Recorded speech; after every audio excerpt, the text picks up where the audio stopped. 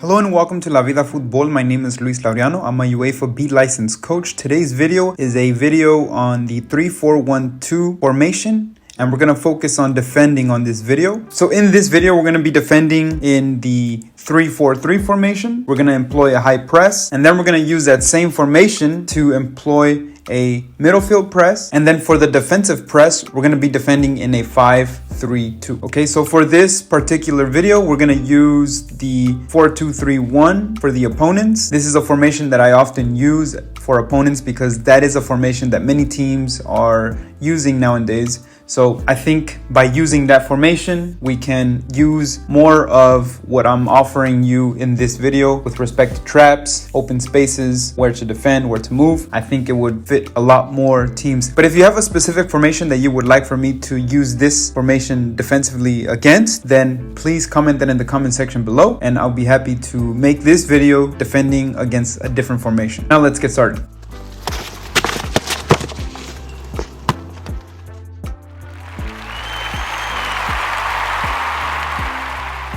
So let's begin with a high press. So in the high press, we will defend in a 3-4-3 simply because we have a great distribution of players in the opponent's half. So we have the 4-5-3 moving up all the way to the half line. And then the middle line is made up of 4 players, 2 midfielders and then 2 outside midfielders. And then we have the 11, 10 and 9 up top, ready to put the pressure. So again, I mentioned this is good because number one, we have a great block in the center of the pitch. So it's very crowded. This forces the game to the outside. This gives us an advantage because we know where the ball is going to go. If they want to try to outnumber us, they will try to pass the ball to the outside, because on the outside, on the wings, we only have one player on each lane. So here we have number 2, number 7, and as you can see, they are taking care of the outside lanes on their own. But because of this distribution, the number 4 and the number 11 are not so far out. So the number 4 can pressure from the back, and then the number 11 can pressure from the top. And on top of that, the number 6 is there to cover any players looking to help in the center. Number 8 would just shift over, 7 would just shift over. That's of course if the ball is on the side of where the number 2 is. Okay, so that is why we are using the 3-4-3 for high press. The other idea, of course, would have been using the 3-4-1-2 formation, but it's not necessary because if we were to do that, they would simply just drop a player in between the 11 and 9 to get the ball and then cause a 3 versus 2 on the front line and then essentially push out. So with this high press, this will essentially require more movement and more pressure because we have the 6 and 8 ready to also put pressure should one of the number 6s drop down to try to get the ball. So that is how we are going to set up. Now let's take a look at how this would look with the opponents, what type of movements and actions we will do with the opponents there with the ball. So during a high press, we want to try to get the ball, of course, in the final third. So as you can see here, all the players are pushed up, putting pressure on the opponent's half. So as soon as the ball is passed, so here if we have that pass go to the number 5, then our number 10 will essentially put pressure to cover the pass back to the goalkeeper. The number 9 will tuck in a little bit, still within distance should there be a ball crossed to the other side. That would be, of course, if our number 7 falls asleep, then the pass to the number 3 would be possible, and then we would have to essentially scramble to the other side. So we don't want our number 9 to be too far tucked in or putting too much pressure on the left side, because of course if that player is open, then that is essentially leaving the number 7 to fend for themselves against essentially 2 players here, 2 versus 1, with the 7 and 3 on the other side. So the number 9 should be in a position where they're covering the number 4, but in a position where should the number 3 get the ball here, the number 7 should have some help with the number 9 because they are close enough. So tuck in a little bit. Number 10 covers the pass back to the goalkeeper, at the same time adding a little bit of pressure. The number 11 would essentially loop from inside out to force the ball to the other side. While this is happening, of course, their players are probably going to be moving into helping positions to try to open up for a pass. Now, when this happens, we are also moving, and here our number 6 will put pressure on the number 8. The number 10 might be open, but that's where the number 11 will cut that angle, forcing the number 10 to to either drop down here to get the ball or essentially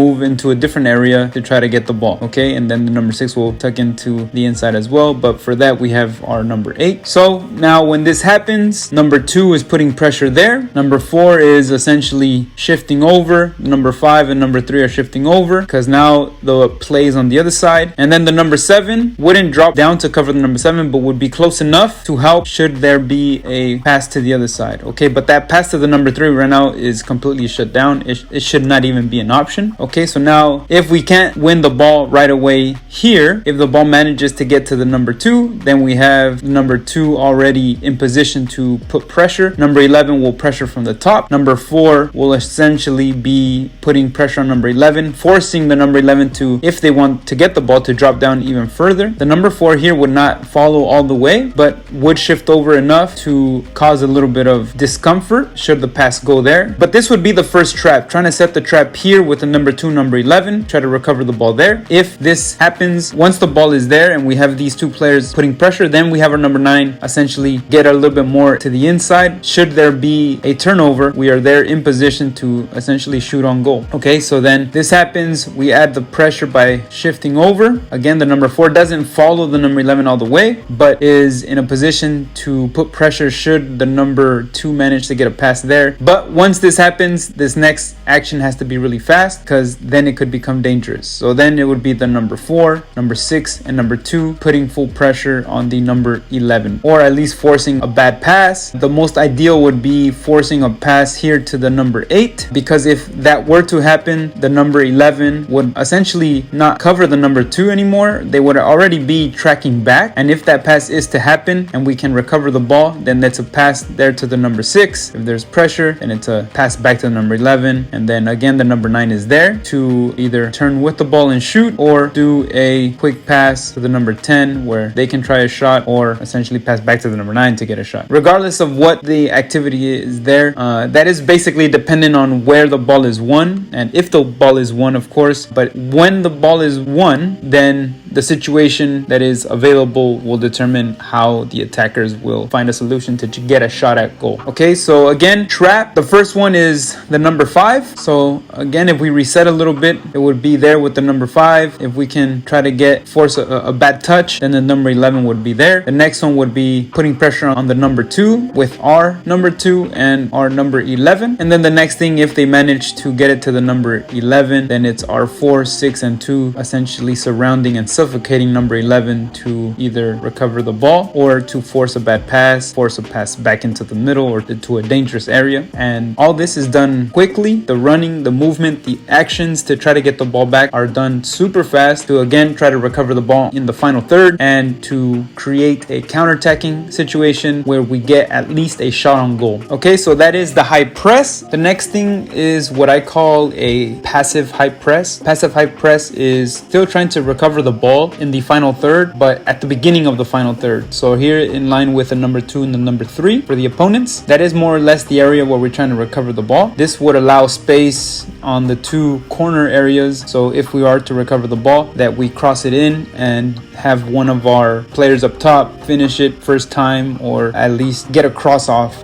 to try to get a shot on goal or a corner kick out of that situation. The only reason it's passive is because we're allowing the first, potentially even the second pass to occur before we have a more intense pressure on the ball. By doing that, we are allowing the center backs to pass with the goalkeeper or to each other back and forth. But once the pass is made to one of the fullbacks, then that is when it's full gear, full pressure. Everybody shifts over, everybody attacks the ball, everybody covers a player, and essentially we try to suffocate the corner there, or at least one of the fullbacks, to try to recover the ball again at the beginning of the final third. So this is a situation where it's a little bit more relaxing at the beginning, but once the pass gets released from one of the center backs to one of the fullbacks, That's a trigger that tells everybody, okay, now it's time to go full speed. One thing that we are looking for as well is either number one is always to create the trap, the 2 versus 1, the outnumbering situation. Should we get the ball, again, it's a cross, and we try to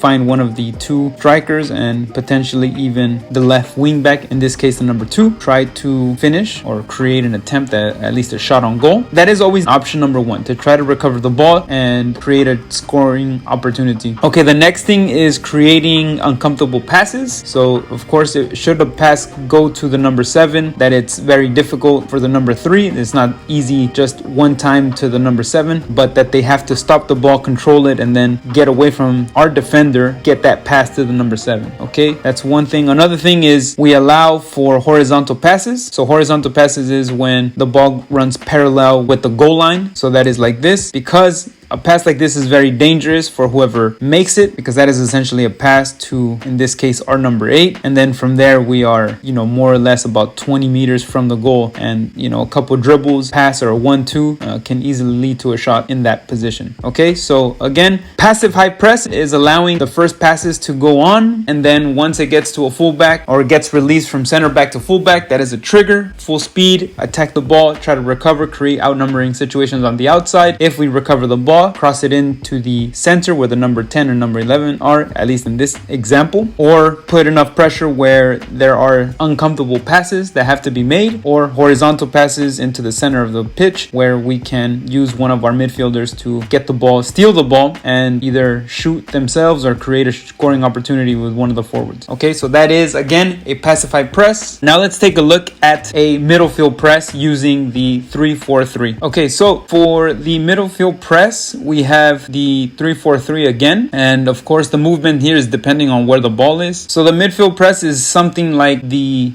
passive high press that I just mentioned, because we allow the ball to essentially shift from side to side, and it's rotation, just moving, and then depending on where the ball is, we'll determine which players have to move up top, at least in the first line of defense, and then essentially just creating pressure, right? Not necessarily putting too much emphasis on attacking the ball yet. For this, we look for a mistake, and what we do as well is to use our advantage of having 3 players up top to put pressure on one of the center backs. Okay, but this might not be necessary to have the number 10. I did say we would defend in a 3-4-3, but the number 10 can drop back a little bit, because if there are 2 center backs, let's take a look at how this would look with some players here. So here, for example, it's a 3 versus 2 with their 9, 10, and 11, and they're 4 and 5. Of course, 3 versus 3 if you include the goalkeeper, but we are not going to go that high. To defend, we would essentially allow that pass to occur and then just essentially wait, right? Wait until we are in position to again put pressure. Okay, so we can allow these passes to happen. Once it gets to the fullback, then that is a trigger. So if you saw the looping run from the number 7, it's from outside and to try to get in front of the defender, and then the number 9 should be in position to pressure from the midfield, essentially taking away the pass to the number 6 and allowing more or less the pass back to the center back. Okay, because then once that happens, we are again back in the situation where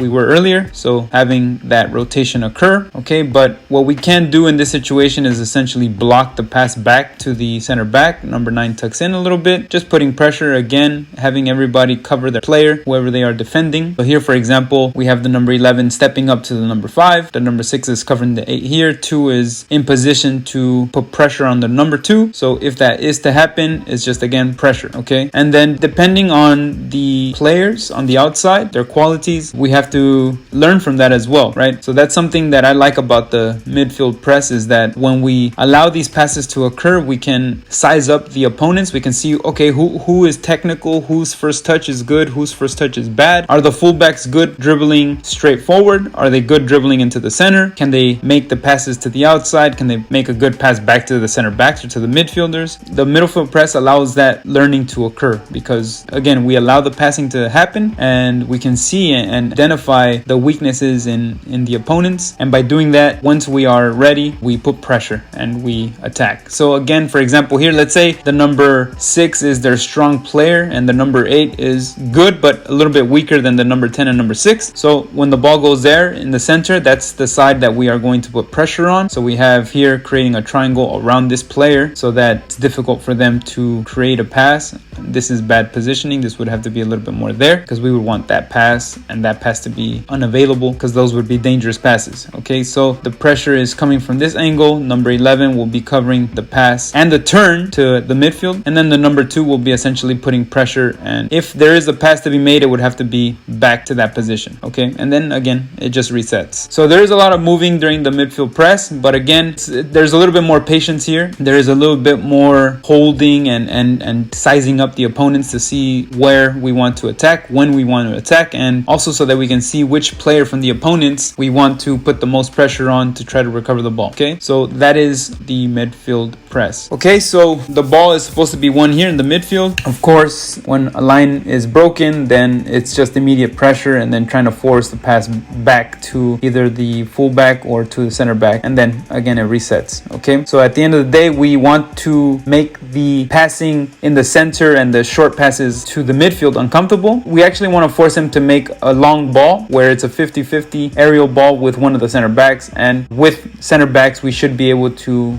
win the first ball there and then hopefully try to get that to be a pass to one of the fullbacks. Okay, so that's just a strategy that I have for this particular video. If you guys have other strategies with midfield presses and creating traps, let me know. Comment that in the comment section below. And yeah, let's move on to a defensive press using the 5-3-2. So in the 5-3-2, we have, of course, the 5 players in the back line, the 6, 10, and 8 in the midfield. So this would mean that the number 10, who was pressuring up top, drops in between the 6 and the 8. And we want this player to be in the middle, because should we recover the ball, they are the person that we want to be in possession of the ball moving forward, probably the most creative, the one with the most vision. So it would be nice for this player to be the one to recover the ball. I mean, but you can switch your players. Yeah, the 6 can be in the center if you like, right? It's a matter of who is defending as well, which player is your best defender, which one is your best counter attacker, which one is your fastest, your slowest. So all these are things that need to be considered with the positioning of your team. Okay, let's add the opponents now. Okay, so here with this particular positioning 5-3-2, we cover the center quite nicely. The outsides are left open with one-on-one situations with the fullbacks from the opponents and our wingbacks, but that is not necessarily an issue unless we fall asleep or one of our center back falls asleep. So what I mean is, let's say here the number 2 gets the ball and we put pressure there and our number 4 doesn't follow, then it's a pass to the number 11 and a drive to the line, and then we're chasing back trying to prevent a goal from happening here. But then again, just a dangerous situation if we are not quick in the movement, okay, because that could essentially lead to a shot on goal and not necessarily the situation we want to put ourselves in. So it's important that the players are turned on, right? Should the pass come, everybody's already shifting over, rotating, moving, covering the center forward, the number 10, just being attentive of their movement. Our players shift over, but always in a situation where we are putting pressure. Okay, so here if the number 8 gets the ball, our number 11 is there. If the number 10 gets the ball, the number 6 is there, and the number 2 can also help from the outside, and the number 5, the other center back, can essentially help from the back, put a little bit pressure, forcing the ball back out. Okay, so it's just a matter of being aware of who has the ball, where are the free spaces, making sure that nobody falls asleep. So here, for example, if the ball's on the other side, our number 7 needs to be tucked in and then helping in the center, and just being ready to cover the number 7 should there be a cross from the number 2 directly to the opposite side, which is possible, right? If, for example, we force the ball out to the outside and there's enough space for the number 2 to get a cross off, then that ball can easily be put in that space there for the number 7. So our number 7 should be in a position where they can, should that ball come, we can head that ball out or just kick it out, or if there is no pressure from the number 7, control it and then play out. Okay, so just things that we need to consider. Okay, so that's it for this video. This video was on 3-4-1-2 defending. We actually don't use the 3-4-1-2 for defending, but when we are using this formation, we use the 3-4-3 for a high press. We can use the 3-4-3 for a midfield press, and we could actually use the 3-4-1-2 for